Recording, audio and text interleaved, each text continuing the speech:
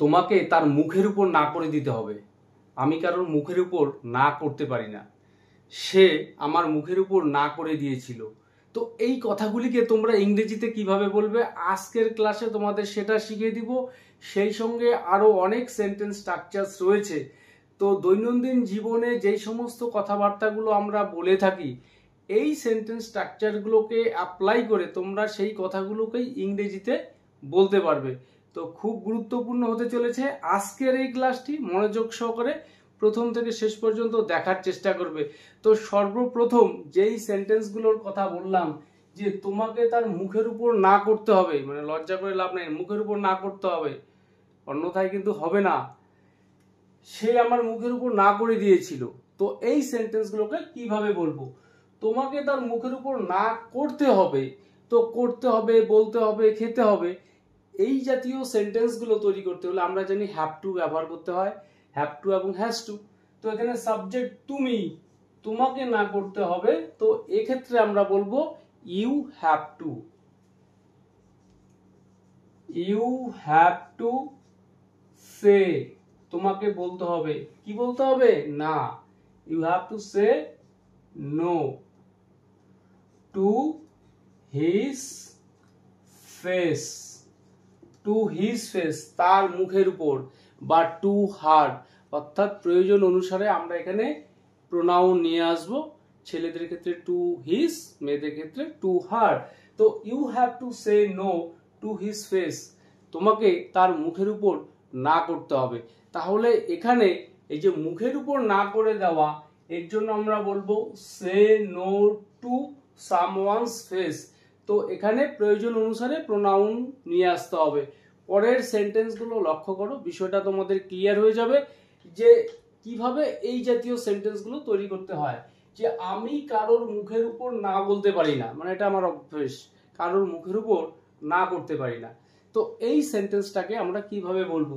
তো আমি পারি না, I can't say, I can't say no, আমি না বলতে পারি না কারোর মুখের উপর, টু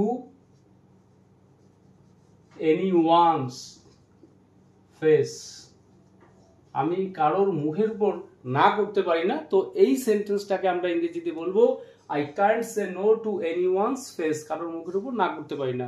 পরের সেন্টেন্স, সে আমার মুখের উপর না বলে দিয়েছিল, মানে একদম রাগঢাক করেনি, সরাসরি না করে দিয়েছিল। তো সিম্পল পাস্ট টেন্সে রয়েছে সেন্টেন্সটি, এই সেন্টেন্সটিকে আমরা কিভাবে বলবো? তো সে না করে দিয়েছিল, শুরুতে হি অর শি, এখানে সের জায়গায় আমরা বলবো সেইড, যেহেতু সেন্টেন্সটি পাস্ট টেন্সে রয়েছে। তো আমাদের এখানে এই সেন্টেন্সগুলো তৈরি করতে যেটা মেইন ভার্ব রয়েছে সেটা হচ্ছে সে। তো এই সে ভার্বটি অ্যাকর্ডিং টু টেন্স, তার যে ফর্মটিকে চেঞ্জ করে নিতে হবে, অর্থাৎ প্রেজেন্ট পারফেক্টের বেলায় থার্ড ফর্ম নিয়ে আসবো, পাস্টের বেলায় সেকেন্ড ফর্ম। তো শি সেইড নো, সে না বলে দিয়েছিল, কার? আমার মুখের উপর, টু মাই ফেস, সে আমার মুখের উপর না বলে দিয়েছিল, she said no to my face. তাহলে এই জাতীয় সেন্টেন্সগুলো আশা করি তোমরা নিজেরা তৈরি করতে পারবে। তোমরা সেন্টেন্সগুলো তৈরি করার সময় বিভিন্ন টেন্সে তৈরি করার চেষ্টা করবে। আর কোনো রকম সমস্যা হলে অবশ্যই কমেন্ট করে জানাবে। তো পরের সেন্টেন্স, একগুয়েমি করো না, আমি একগুয়েমি লোক পছন্দ করি না। তো খুবই কমন সেন্টেন্স এগুলো। এই কথাগুলো কিভাবে বলবো? যে একগুয়েমি করো না, ডোন্ট বি স্টাববর্ন, ডোন্ট বি স্টাববর্ন, একগুয়েমি করো না, আমি একগুয়েমি লোক পছন্দ করি না। I don't like stubborn people, I don't like stubborn people, আমি একগুয়েমি লোক পছন্দ করি না। তো এরপর আরেকটি সেন্টেন্স স্ট্রাকচার রয়েছে খুবই ইম্পর্টেন্ট, যে ক্লাসে একজন শিক্ষক থাকতে হবে, দেয়ালে একটি ব্ল্যাকবোর্ড থাকতে হবে।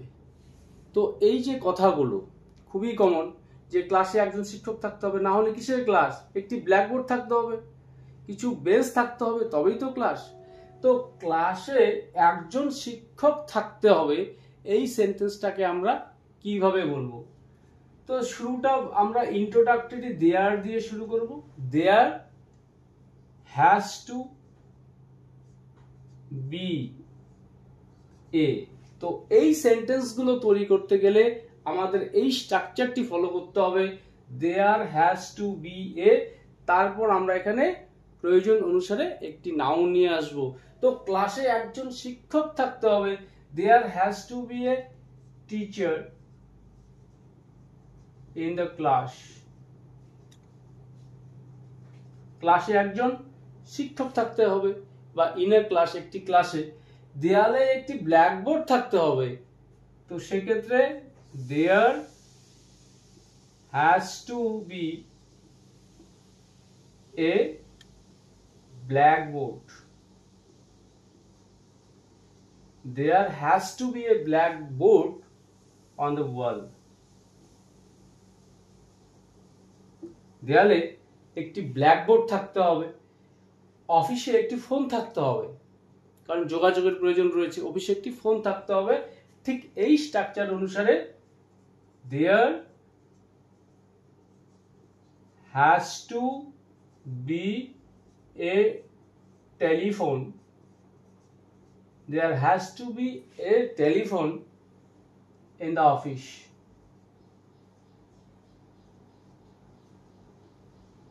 অফিসে একটি টেলিফোন থাকতে হবে।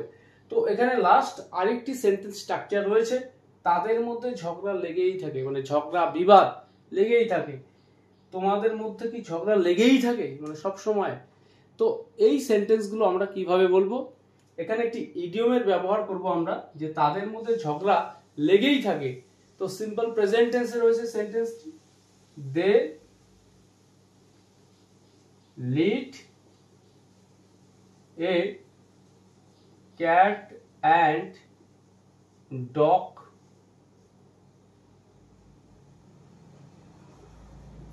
Life. They lead a cat and dog life. তারা একটা, তাদের মধ্যে ঝগড়া লেগেই থাকে, বা একটা অশান্তিময় জীবন তারা অতিবাহিত করে। তো এই ক্যাট অ্যান্ড ডগ লাইফ এর অর্থই হচ্ছে একটা অশান্তি বা বিবাদের মধ্যে থাকা, অশান্তির মধ্যে থাকা। তোমাদের মধ্যে কি ঝগড়া লেগেই থাকে?